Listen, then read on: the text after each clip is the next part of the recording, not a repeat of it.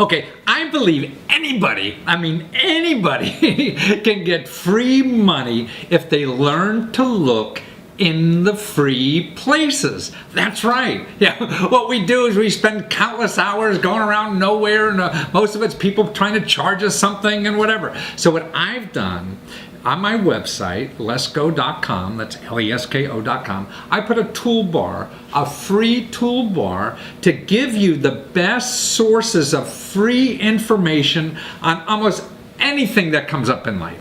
Now, if you go to lesko.com, and you'll see on top there's 7 items you could click. You know, there are little icons you could click, and the first one is the best 5 grants. If you click on that first one, the best 5 grants, you'll see a map of the United States, and you just click on your state, and it'll give you all the information you need to get the best 5 grants in your state. It's free. I'm not going to try to sell you anything, upsell you anything, or do anything. My objective is to educate. I want people to know about everything that's out there that they could get for free in order to improve their life, to do the things you always want to do in life, or to solve problems that are out there. See, so many people out there trying to make money out of people who have problems or trying to do something, and so much of the information is free. So I want to make sure before you spend a nickel on anything, anybody for help, that you get free help first, and that's available. Okay, the next little item there is called Easy Money. Okay, these are a bunch of programs I showed. There are about 5 programs in there, and you get all the information on how to apply for this free money, but it's easy money, how you get money fast. I mean, like if you're making from $0 to $90,000, it shows you how to get $30,000 to pay your mortgage or $5,000 to help you pay a rent.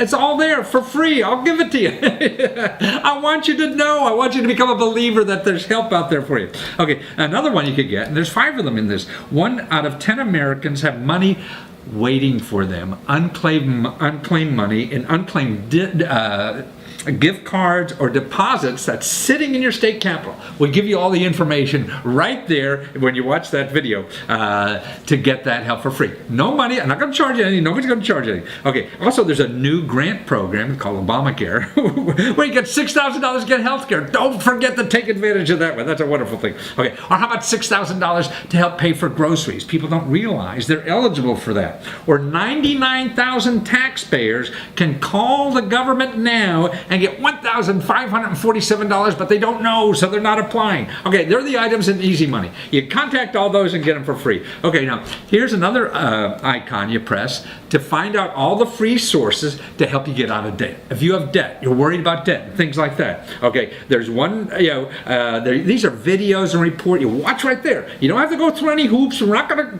call you, and get your social security number or even your name. Don't worry about it. Just get the information. It's important.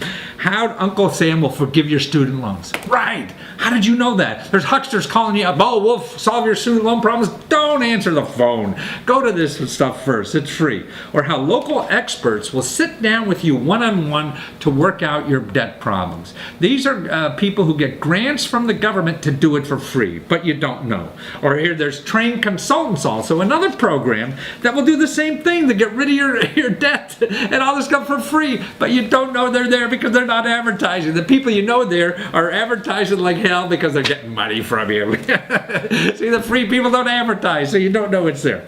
Okay, the next one is starting a business. Okay, I got great videos here of examples. These are people who really got money to start little businesses at home. So many people like, maybe you want that independence, you want that, you don't get rid of that nasty bad boss or the commute or all that crap you don't want to do anymore. Well, here, learn from these people. How this guy got $2,200 to have fun in his basement making fun of his wife. He makes a living doing that. $30,000 to do a book. That's right. And this is free, no strings attached money, you just have to learn. Watch them do it. Or start a blog, get $12,000, start a blog, write a cookbook. You like cooking. Or how about just making household gadgets? This guy got $12,000 to make household gadgets. Or how about this? $190,000 this part-time this high school science teacher got.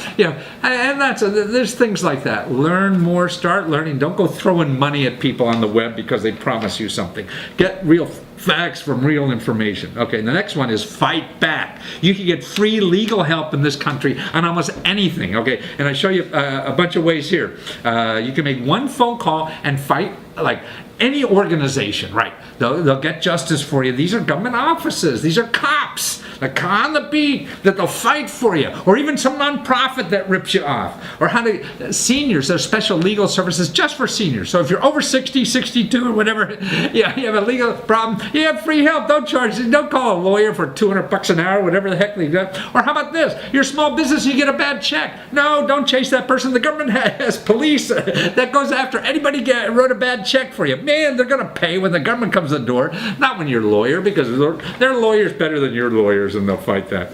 Okay, now here's the other item we have here.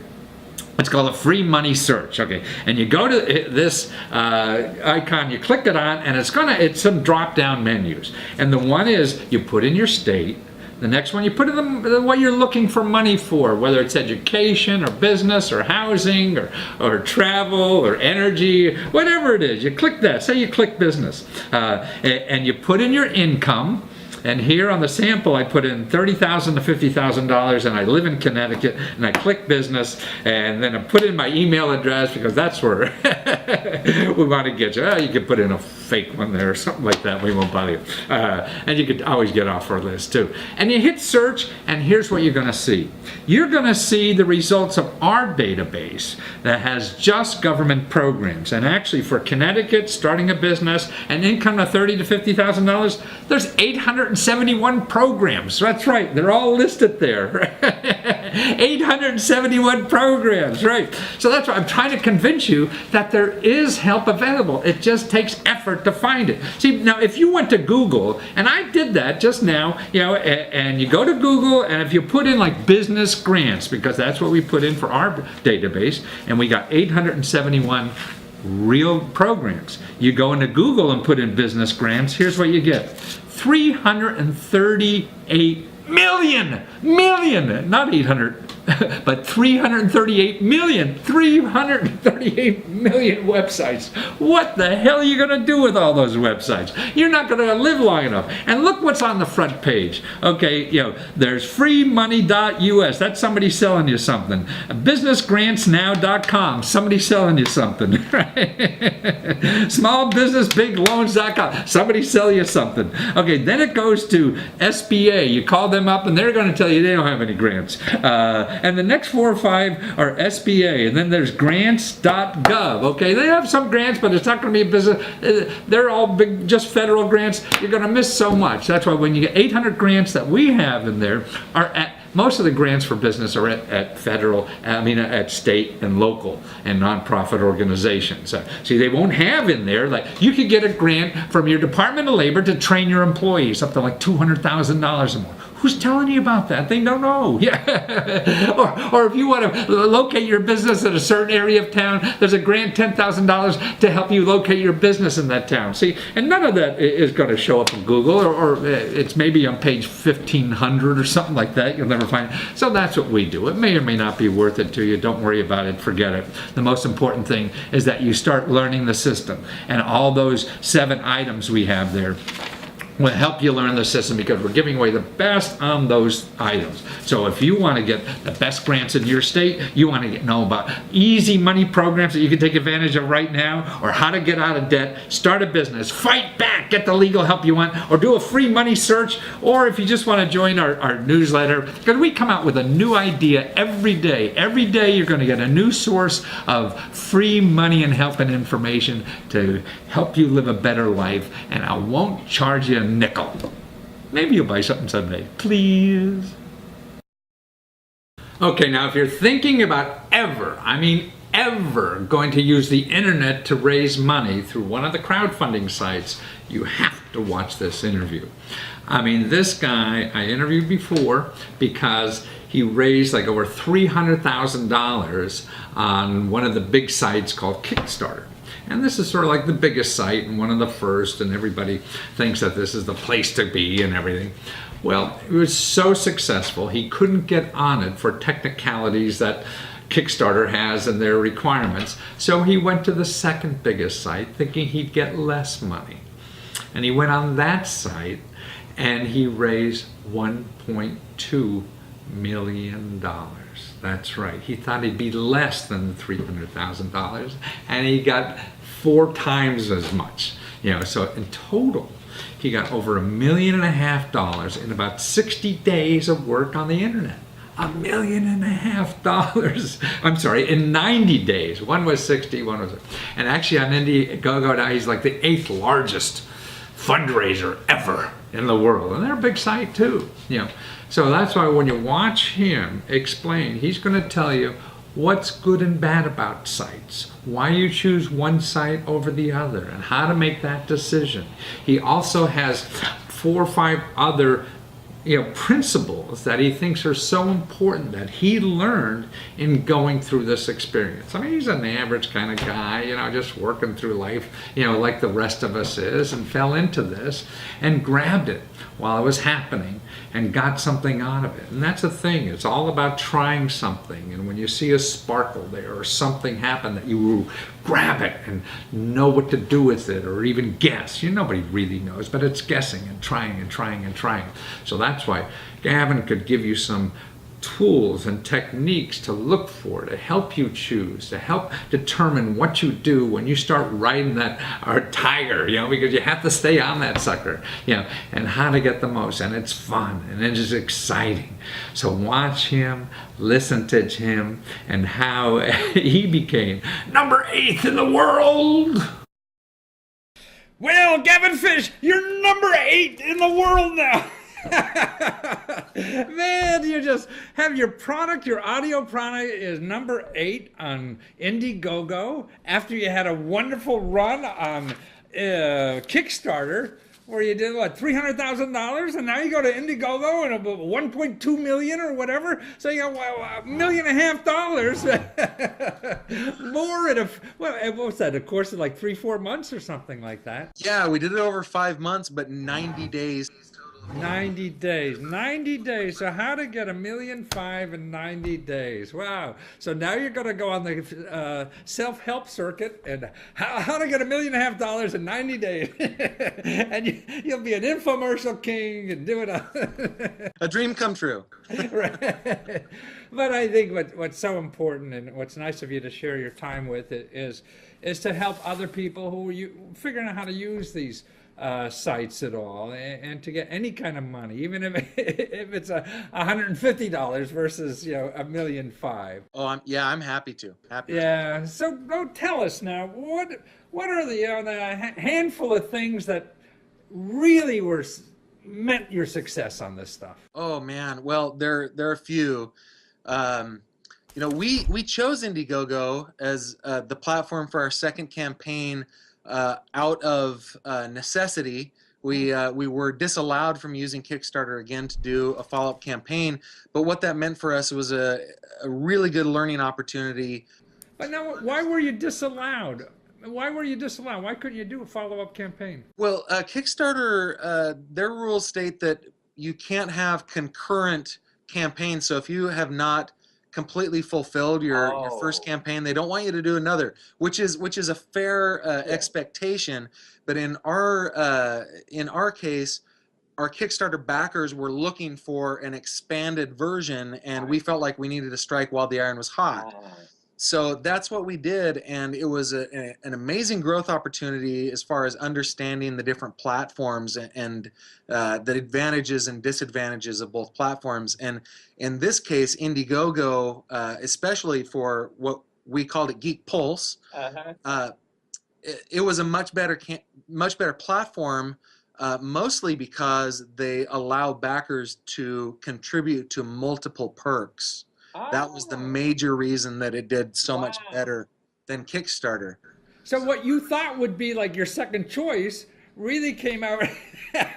You raised 5 times more money on it, right? Yeah, and honestly, I feel like had we done it on Kickstarter again, had we waited and done it on Kickstarter, we would have seen the same, maybe a little less success. It would have been 150, 200,000, maybe 300,000. But because of that one simple difference on Indiegogo, which was the difference, meaning that you can add on products? Kickstarter, you can't back more than one perk. I see.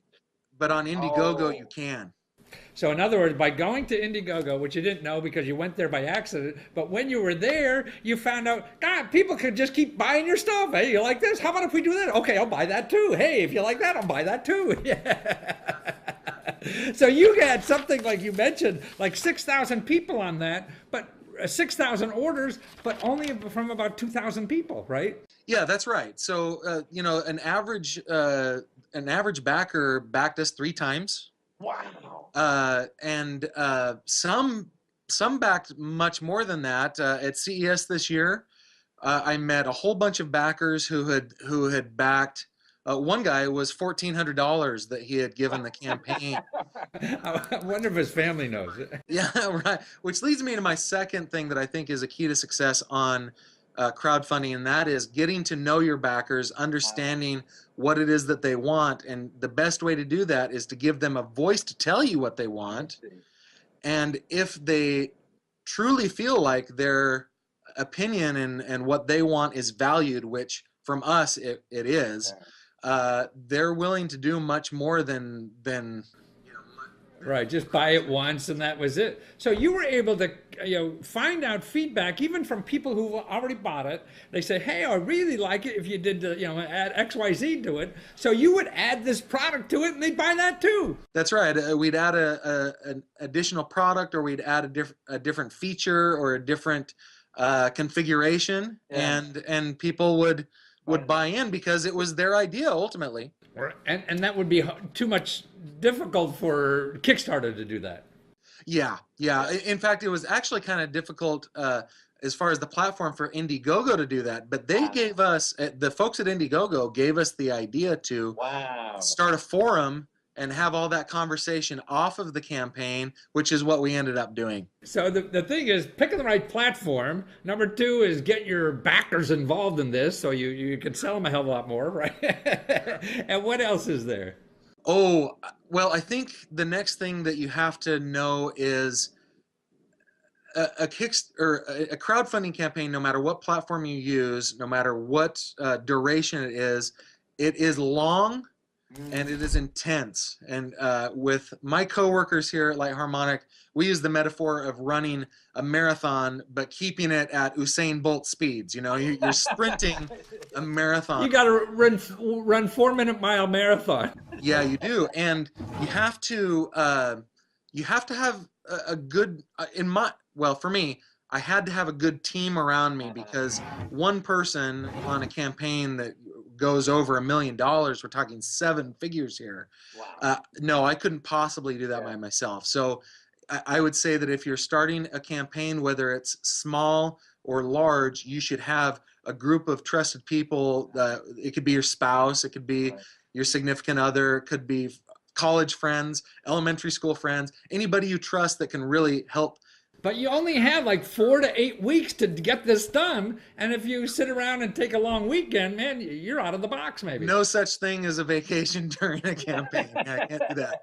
But it's addictive. That's number 3. What else? It's addictive. We always, I would find myself texting with my coworkers 2, 3 in the morning. Can you believe what's going on?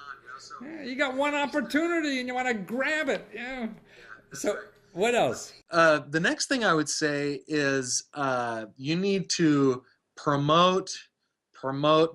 Most of your backers will come through your own network. I call it shameless self-promotion. What's that all about? I have no idea. Right, and some people it rubs the wrong way a little bit. I had a boss from a previous company who unfriended me on Facebook and then took the time to text me to tell me why he had done that, and I appreciated that. He didn't like that I was always promoting, but in order to really get success, you have to drive the traffic. You have to bring the right people to your campaign, and those people need to contribute not only in money but also in sharing with all of their network. To keep going out. Shameless promotion. Yeah. You're nothing without a sale, man. That's right. You can't just put it up there and expect that people will come. Yeah. It's not Field of Dreams. It doesn't work that way. You have to work very hard. Wonderful. Okay, what's 4? Let's see. Pricing, I would say.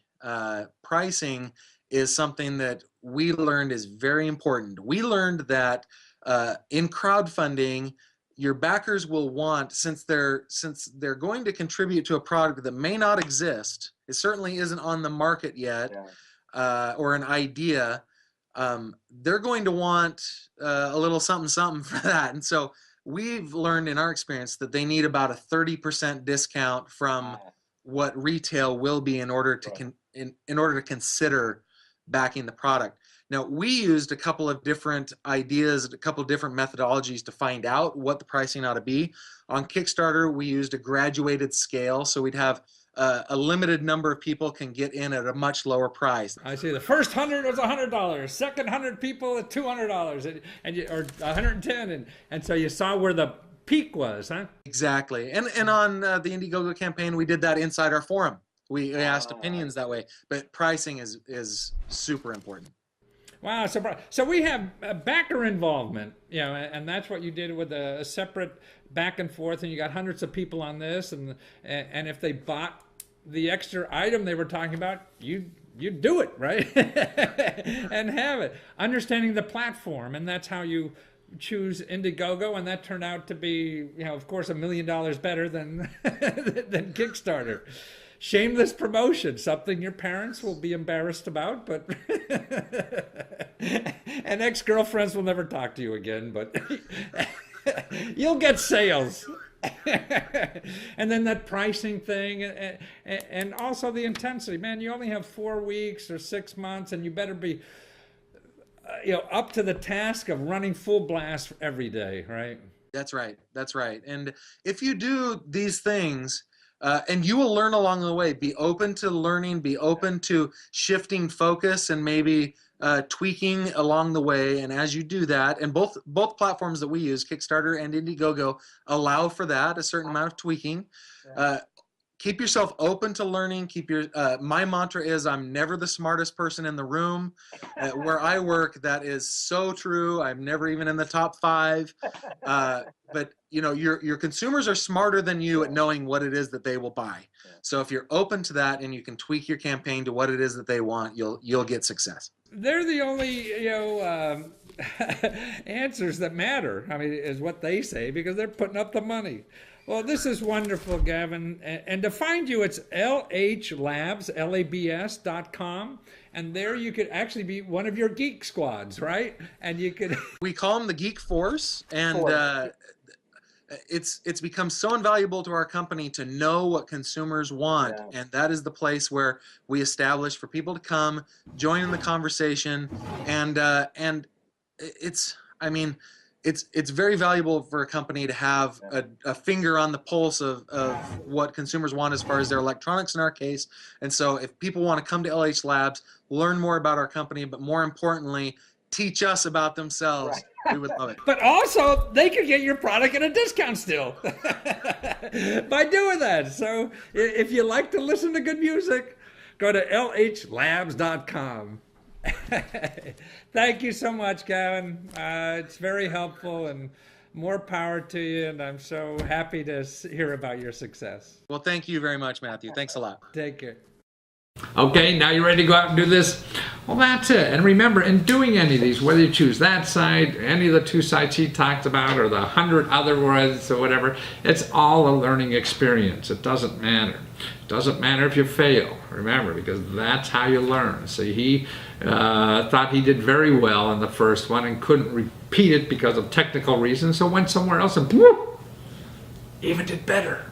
So even when you think you can't do something, and you think life is over, man, another door opens you didn't even know that was there. See, if they let him go again on the Kickstarter, he wouldn't have got the $1 million. Because they said no, he was really sad.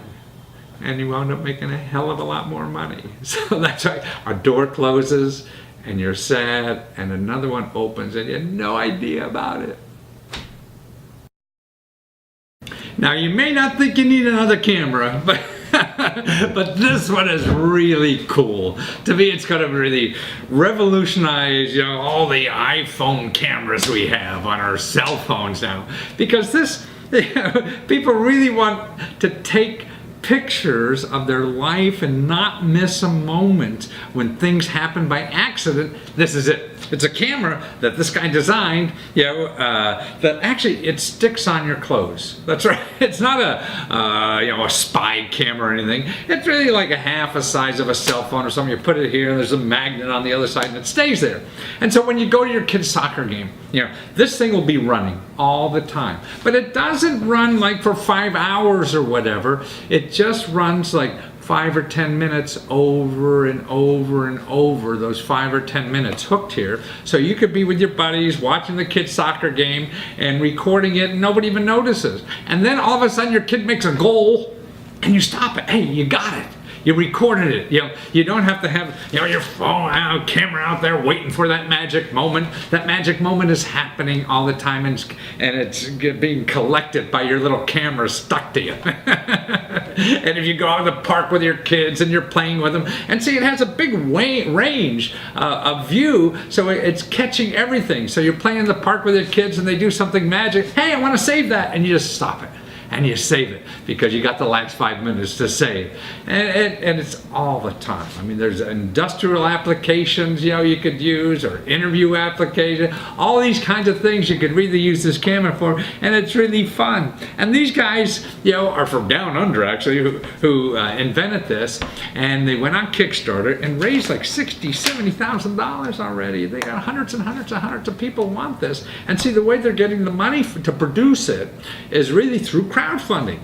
So they go on, hey, would you like one of these if we get in production? And people say, yeah, it's reasonable. I mean, it's not like hundreds and hundreds of dollars. It's a reasonable product, and you get it really cheap because they're not in full production yet. So you're sort of like pre-ordering one of these. And this is how they go. And see, doing this on the internet, it's all free. So you're getting that money all free. It doesn't cost you anything to put up this website and do it all and find this new technology. But if you have an idea, see, that's the way. When you watch this video, think, hey, what kind of idea do I have?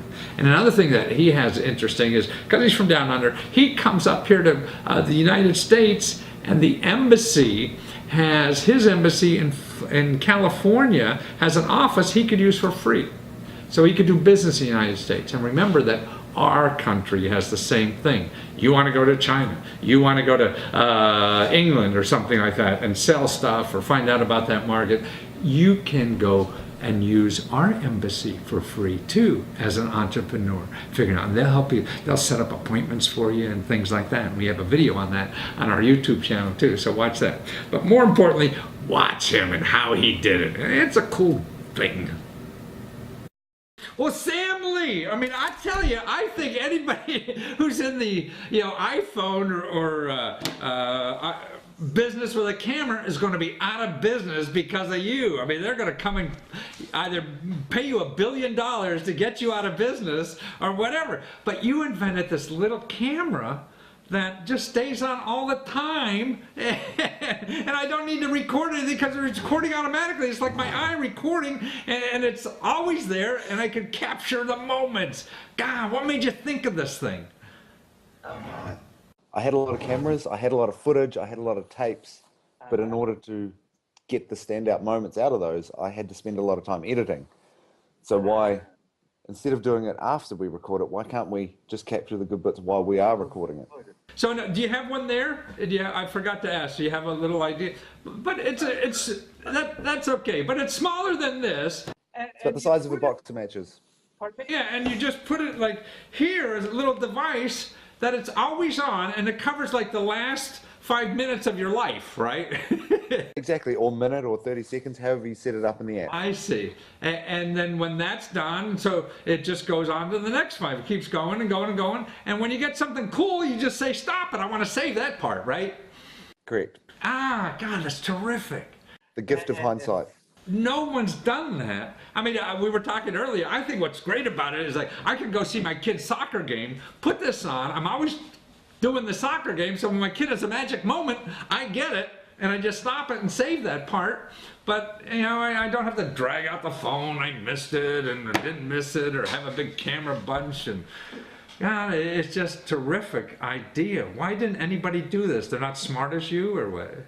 The technology exists in some other cameras, but we've taken it and just made it specifically that's what this camera does. Um, the BBC used a photon camera, which uses a 5-second cache to capture the shark coming out of the water in the One Planet or the Planet Earth series. I see. Oh, huh. I see. So, but that must have been a hell of a camera. You don't want to carry that to the soccer game, huh? No, and that's like 1200 frames per second probably as well. I see. But all the applications that something like this would be terrific for, like a lot of people, my family, myself too, we go and we're activists, so we'll be in doing protests and stuff like that, and so you get harassed by policemen or things. So you have this camera on that, you know, you can have it on for the whole time because it lasts about 3 hours, right? And so the last 2 minutes when that cop, you know, hit you with the billy club, you got it on tape, huh? Exactly. But another thing, you said, like, if you're on your bicycle, right? So you mount it on your bicycle, because you said you may have a bike mount for this, right? Potentially coming, yeah. Yeah, in the city, I mean, it's dangerous. You know, there's cars don't treat you well, you know, because they don't know. So you always have license plates of the guys who almost swipe you, right? Exactly. Yeah, so it's just a wonderful technology, you know, that it seems that there's so many applications, commercially, personally. I mean, like what you show in your video on your crowdfunding site, you know, it's on Kickstarter right now, and I mean, like, you're out with the day with your children, so you have this on, always catching it, and it's like 150 degrees, so you got it better than a little camera like this, and you got everything in front of you, so when that magic moment happens, you can just stop it, and you got it, man, forever, right? Yeah, and you can pull it straight off onto your phone and then share it. And oh, so is that what it is? So it emails the file somewhere? Is that what it's? or you can just open up the app on the phone, grab it off the camera, and then share it to your friends. Oh, I see. So there's an app on the phone too. Oh my God, I feel really stupid now.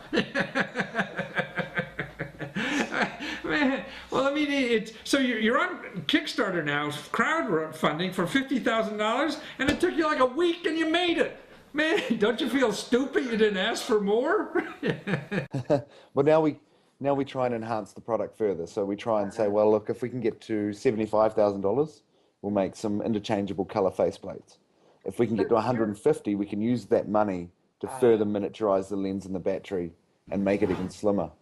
So the more money you're going to get now, you're going to make it even a smaller camera than it is now. And now it's less than it looks like a half a pack of cigarettes, yeah. Yeah, it's like a box of matches, pretty much. I see, yeah. Yeah, and that's, and the technology you have for, The magnet, yeah. yeah, that's cool. I mean, that's really cool. So you'll make it smaller with the extra money and things like that. So you're in New Zealand. Now, do you have to be, are you on the New Zealand Kickstarter or are you on the American one? It doesn't matter? I don't know how that works.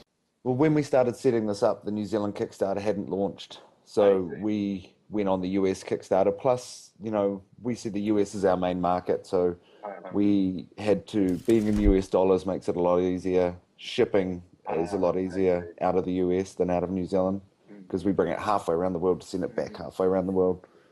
So in other words, you can be anywhere in the world and use Kickstarter because this is the big, US is still the biggest market for most of this stuff? Yeah, well, Kickstarter, well, actually, no, in saying that though, we've had a lot of people from India, Asian countries, UK, a lot of Kiwis have gotten behind us, a few Aussies, and a lot of Americans as well. So it's a global site. It's not like you just reach out to America, you reach out to the world through Kickstarter. Does the crowdfunding site also allow you to find like distributors and things like that for your product? Yeah, people have reached out to us to distribute for sure, but our focus isn't on getting this product out to distributors. Our focus has got to be on getting this product to our Kickstarter backers because they're the first people. Right. You know, the distributors come second. People, yeah. So, I mean, your partner has been in the business a little bit before this, but using, you know, crowdfunding to start the project, why did you do that? You probably had access to money otherwise, you know, if you wanted to raise money to get this project off the ground because it's a terrific idea and people would invest in this. But so why did you use Kickstarter? What's your motive there? Well, initially, we don't want to give away equity to someone else, so we lose control of our vision. Greedy, huh? Well, not greedy. You just want to control your vision. Yeah. You know, when you get shareholders, you then have to look after their interests, and you look after, you know, and all of a sudden, instead of servicing your customers, you end up servicing shareholders. So it's like you really get married to somebody when you do that. So you have a partner you have to worry about instead of just your vision and solving a customer's problem the way you envisioned it initially, huh? Exactly, and then delivering that to them, and then, you know, depending on it, we might need to scale the company, and we might need to get equity investment down the track. But initially, we just want to get this off the ground. And Well, how about, you know, the fact that it seems to me that you went on a Kickstarter site and really it showed you that there are customers for this. You know, by getting money from an investor, it really doesn't prove that there's customers yet. Well, I think we lost him, but you got the idea of his project there. I mean, it's a great idea. I think it's going to revolutionize not only the consumer industry for using cameras differently, but also in industrial places. I mean, there's so many things that you could do. You could interview 15 people and then be able to take that out. What the best interview was, and I'll always have a camera on if you want, and not worry about missing anything. I mean, it's a great idea. It's called Me Mini, and as you told me, that's a Latin for memory. I didn't know. I have 2-3 years of Latin from Jesuit high school, and I still don't remember that. And you go to memini.com. That's MEMI.com, and to find out about the product, and that'll lead you to the Kickstarter campaign, but more importantly, how they use that money. You see that they didn't want to invest and find investors for their project because they find out that using money like this and crowdfunding money, they've been able to make their own ideas, and you don't have to worry about an investor. Here they're only worrying about their mission and their product and solving a customer's problem, and that's what you're in business for. And not for investors, but for customers. Okay, you ready to photograph your life? Neat stuff out there. You just have to keep looking. Well, let me introduce you to some wonderful people I found. Now, these are young guys who are designers by trade, and what they're making is a wooden horse.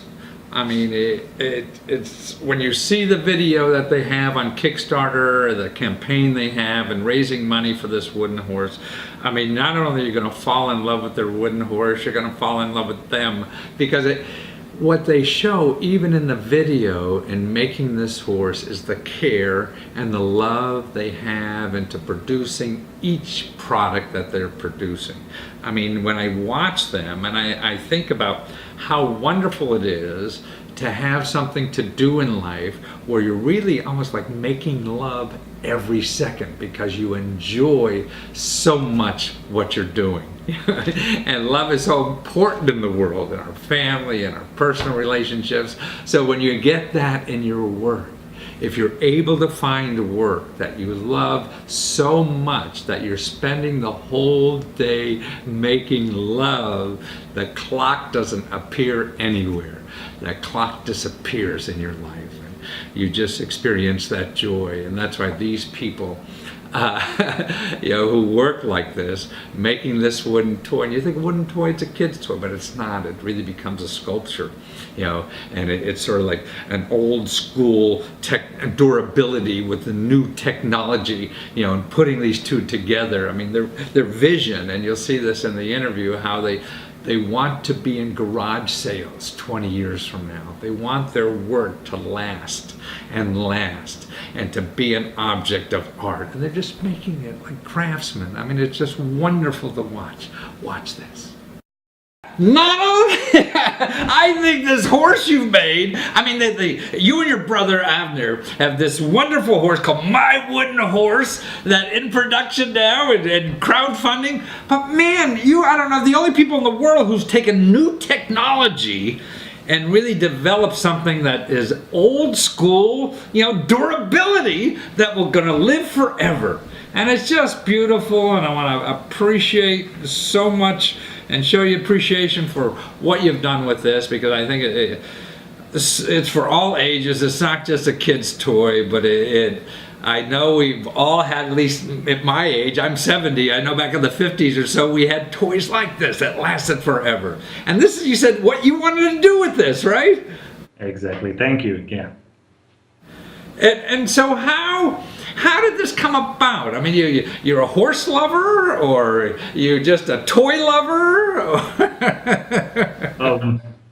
Basically, we're all, because we're horse lovers and we're nature lovers, and the whole thing just going on step by step, and we didn't really aim to do that. This is a toy that I first designed on my first year at design school. Really? So you've been working on this idea for 10 years?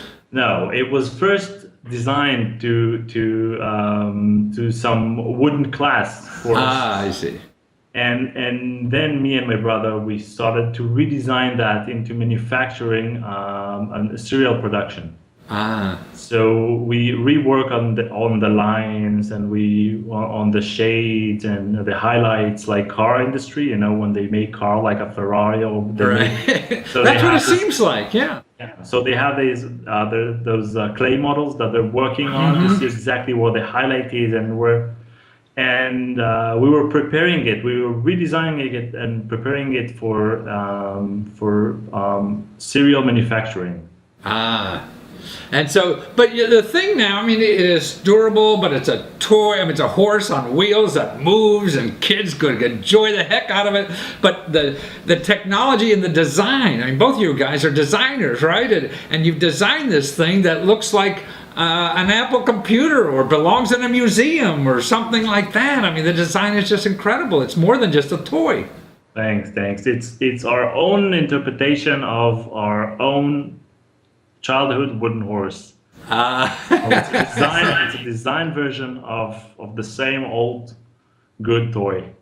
So now, I mean, because it's handcrafted and these things are elegant, if people go on Kickstarter and watch the video of you guys making this, I mean, you are obviously it's a labor of love. I could see you sanding and doing everything, and you and your brother, I mean, it looks like you're giving birth to every one of these things.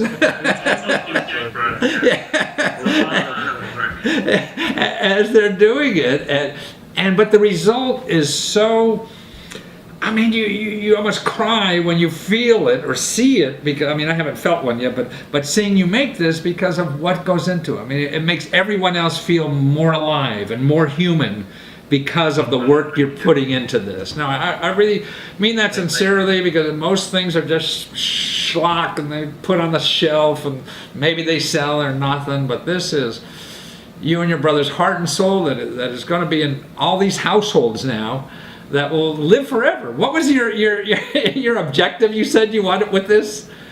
So yeah, exactly what you say. So I mean, it's design. So it's we wanted to so people can feel something about it. If it's a piece of wood, let's say the truth. It's a piece of wood designed as a horse, but there's such a strong connection between these two.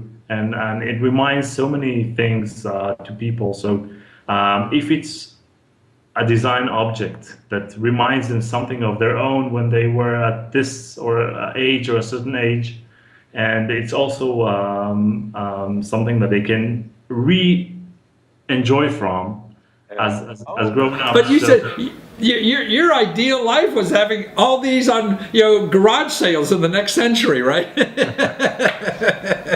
Maybe the garage sale of the next century, but we didn't want that even that object would end up as in a garage sale. So you get your all garage out, but you leave this one at home. I see.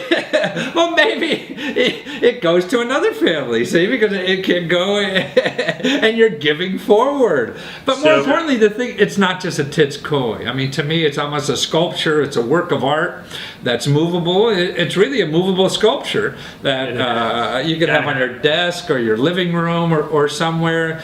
Beautiful colors, the lacquer, it looks like you painted Ferraris instead of these wooden horses. That it's really, movable sculpture is what I would call it. It's just beautiful work. And so you're raising money. Why are you raising money on crowdfunding for it? Why? Because in order to get, okay, so the story is that at the beginning we used to make these pieces by hand by hand, each one.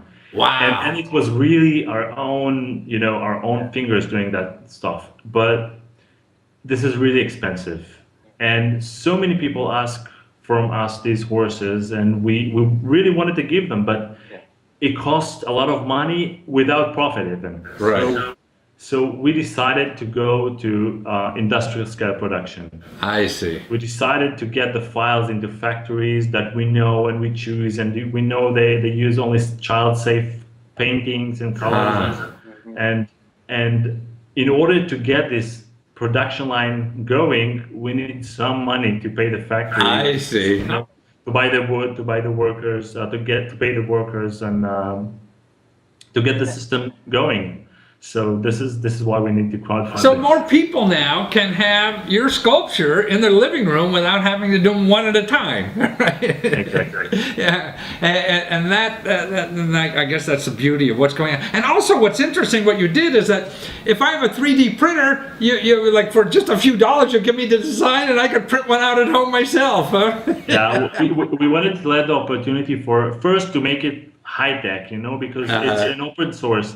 At the beginning, so many people ask us, and what if you're being copied? So I said, okay, I know if it's good, we're gonna get copied. So that's how I am. So we decided just to deliver the files. Here, you want to cheat? Here. Yeah, the horse don't even copy. You have it. You just do whatever you want to do with it. And then you have 3D printing, so you can get a smaller model of that. And if you know a little bit about computers and CAD design softwares, so you can scale it and make your own. We don't care. We want you to have it. Oh, that's wonderful. I mean, I think that's what life should be. I don't know. One of the most famous inventors in our country was Benjamin Franklin, and he didn't believe in patents. Everybody should improve things and keep it open source. He was the original open source guy. No, it's not totally open source. I mean, we have a design patent for that. We registered that as design patent, but if we give that, so you don't copy that. We give it. You bought that. I see, right? So you don't have to worry about it. It's legally yours, and you can print as much as horses you want. No, that's wonderful. Well, it's so wonderful to have you in this world, man. And I think that anybody's done, I mean, the horse is only like $40, $50. It looks like a $200 product in my mind, And I guess it is if you buy one by one now, but now it's such a wonderful item for any age. And I really think that, God, whether you're a horse lover or not, I mean, it's wonderful artwork. For anybody's house. I mean, you buy a painting to put on the wall because you want to know the expression of someone's soul that's in your house too. Well, now, I mean, to me, this wooden horse does the same thing, even better, because it's mechanical, it moves, it's three-dimensional, it's everything, and so you get more of your soul that you're sharing with everybody else, and that's fun in life. I mean, to feel more connected with more of the world who's pouring out their heart in something like you are. And I appreciate you doing that. And man, we got to get more people to do that. So if you go, to find the horse, mywoodenhorse.com, right? Yeah, mywoodenhorse.com, and you can get from there to Kickstarter. And no matter what you do, watch that video of you making this thing, because that's going to show you what life is really about. Pouring your heart into something. Well, thanks for pouring your heart into this, Netta, and helping the rest of the world too. Thank you very much, Matthew. Thank you. See, now wouldn't it be great if we all found life like that? I mean, that's what I believe. That's why I spend my life trying to find what I really want to do in life. Then life is not the agony and the problems that we have. You could get over that if you really feel you're doing what you want to do in life. And that's important. And they found theirs. Now here's a young lady that will prove to you that you don't need a big hotshot New York publisher to have success with your book. You could do it all yourself. And you could do it by yourself and have more fun, and more money, and more everything by using the internet. See, she wanted to publish a kid's book, right? And so she had some credentials, not publishing or writing or anything, but she was a geek working with computers, you know, so she wanted to make a computer book for kids, so kids start learning about computers early, because we have to, you know, that's what's happening in our world. Everything is going to be working with computers, and computers going to help you in your job, the computer's going to get rid of your job or whatever, so you have to learn these things. So now young kids, even like 1-year-olds, you know, should start learning about this. So that's what she wanted a book for. And see, going to New York would take a process of a half a year or a year, whatever, and all these snobby people that tell you why you're wrong and everything, and they don't really know. And what she's able to do is get more money than she'd ever been on a publisher, you know, get it done faster than if she'd been on a publisher, and have control over the whole thing. And what's better than that? Than having somebody, you know, would you rather have some snobby people telling you how to run your life? Or do you want to see what you believe, if that really happens? And if that's the way it should be, and you'll learn yourself and do it, and you can, and you could do it with the internet like this, the way it is. So watch how she did it. Well, Lisa DeLuca, man, you got 2 kids, you're a geek, you work for IBM, and now you want every kid in America to grow up to be a geek too. That's terrific, I think, because that's where the opportunities are. So you have this book that's going to teach, you know, like a 1-year-old, the basics of computers. How cool is that? What made you think of that? Yeah, well, I have 2 sons. They're just now turning 15 months old, so I wanted them to be nerdy just like their mother. And I thought of a cute little rhyming story, and I thought, you know, I should make a little book about this. But also, you're going to have kids counting binary now. So everybody will, I mean, most people my age don't even know what the hell binary is. Yeah. They think it's a mental disorder. But it's what computers run on. Wow. And so you're raising money too. And on crowdfunding and on Kickstarter, man, you blew them away. You got 300 people that want this already. Yeah. I think we got our funding goal in 3 days, so it happened all really fast. 3 days you had it. And how long is it up for? 30 days or what? I made it the whole month of January, so I think it was 32 days. I see, 32 days. Wow. And so in 3 days, you got your money, you're going to go to press, and you're going to save the world. And yeah, more people. I mean, people are actually in our country now are worried about women being in science and technology and math fields, but I think it's everybody. I mean, we're all getting away from that now. And you know, you're not going to have a good job in the future if you don't have a feeling for these subjects, are you? Yep. I know. I want my kids started early, so I figured I'd do this for myself, and if other people benefit from it, then great. Right. Well, that's cool. I guess this is cheaper for you, you know, to spend time doing this book than trying to save for a college fund, which will be hundreds of thousands of dollars by the time the kid gets graduating. Right? Yeah. Too bad I didn't raise like $1 million to fund my kids' education. But see, if you teach them this kind of stuff, I mean, they'll be skilled enough to get their own money, you know, because they'll be giving money for that, because we have to. Like now, gosh, if you're a woman in one of the STEM, you know, fields, I mean, it's pretty easy for women to get money to go to school for that stuff. I mean, I think, unless... Yeah, I mean, I had student loans, and it's not that hard. You know, go to an awesome school and you get good job offers, and you can pay back student loans, so... I'm all for that. If you're making a lot of money, you can. That's why law school is expensive, because people, when they graduate, they make a lot of money. Oh, that's cute. Now, also I see you have the illustrator on this, the illustrations are just adorable. How did you find this person that's doing the illustrations? Yeah, he's amazing. I knew I wanted to have a robot because, who else would teach binary than a robot? And I did a Google search for robot vector images, and I found those sites that you could download just the vector image and you pay per image. And I happened to see the contact information for one of these illustrators that had awesome robots. So I sent him a note and I said, "Hey, you want to be my illustrator for my kids' book?" And he said yes. So that's how. And where is he from? Is he from Baltimore too, or not? Oh, he's from Latvia. Latvia. Now you at least know where Latvia is. Yeah. He's awesome. I've had such a great experience with it. Yeah, now you have a picture of him on the side, and the cartoons are so clever, and actually I assume someone there has a lower price tag than if you got a high powered talent in the U.S. also. Yeah, it hasn't been as. I looked around in the U.S. too, and all the prices were just unreasonable for me. I was like, oh, this is kind of a for fun project. I wanted to get it going, so I didn't want to spend a ton of money getting illustrations done. So you were able to find. That's to me what's so great about the internet. People who are working for $2 an hour around the world are just very capable people. Yeah. And can add so much to any kind of project that you're trying to get. Does IBM use these people too, or they go over and set offices up in Latvia and other people? Yeah, they probably do that. I know we work with a lot of people overseas. Yeah.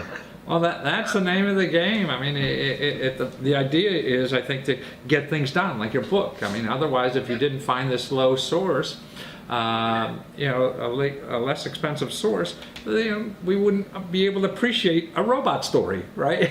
Yeah, and I could have gone directly to a children's publisher, and usually they have writers come to publishers without the illustrations, so you go and you talk to them and you say, okay, here's my idea for the wording, and they assign an illustrator. And the cool part about mine is I was able to find the kind of illustrator that I wanted, and I wanted to envision my book a certain way, and he's just been able to bring it to life. Wow. Now, why didn't you take him? And you have like dozens of patents, and a very talented lady. So you could have went out and got a publisher to publish this, maybe. Did you try that at all, or? Maybe. I just heard kind of horror stories about doing it. Just as a writer, you don't get much of the proceeds. You don't really have control over what your book looks like or anything like that. And this was fun, and I am kind of one of those people that likes to do everything myself and get my hands dirty and try it all out. So I wanted to. A real entrepreneur, right? Yeah, I want to experience all of it. Well, that's terrific. So it was just really control and satisfaction, it sounds like, the main reasons why you did it yourself. And how was your experience on crowdfunding with Kickstarter? I've been nothing but happy with it. It's super fun having your own project. I'm addicted to refreshing and checking my email to see if I get new backers. And, how much money I make today? And for me, the updates that you can do as a project is pretty fun too. You can keep your backers informed and offer stretch goals. So I have a few stretch goals. Like today, we just reached $6,000, which upgraded everybody's book. Before it was only going to be 7 inches tall, and now I'm going to make it 8 inches. So. We grew another inch. More robots. So this will be in a hardcover and an ebook. Now the ebook sounds like it's animation and things like that. It's really a fun little ebook. And for $3 you can get the ebook on your site now, right? Yeah, it's going to be fun too. It'll allow you to click on all the buttons and turn them on and off so you can see how binary works. It's animated. All the characters run around the page. It's amazing. Well, you're a delight, Lisa. Thank you for doing this and encouraging people to get involved in science and education, because we're going to need that to compete. We're like down 24th in the world now, so we need to get these young kids out to get us to #1 again. And so even now for the fundraising, you go to arobotstory.com, right? And you can find out about it there and click through to Kickstarter and spend at least $3 to get an ebook of this and send it to all your kids or young people you know, or even your old person. You can finally learn what computers do. Exactly. Well, thank you again, and that's arobotstory.com. Great, thank you. Thank you, Lisa. Take care. Okay, so now anybody can be an author, right? So you ready? Well, you can almost. I mean, you see how you could take your idea, see if somebody else is interested, how many people are interested in the idea. And the web allows you to do that because you could go out to crowds and the masses, say, hey, how many interested in this? You get enough people to raise their hands. And not only raise their hand because you don't want to do market research, because market research is really like a lie. They don't really know if you're going to buy it. So, yeah, I'd buy that, but they don't until they put up the money, right? So here on the internet, you ask them to put up money. Hey, I'm going to do this. You want it? You want to be in on this? Yeah. And if enough people say, okay, here's my credit card, I'll be in on that. That sounds cool. Yeah. That's the way people are getting things done nowadays and getting rid of the big fat cats and having more fun doing it and really solving people's problems down at the front line. So start using it.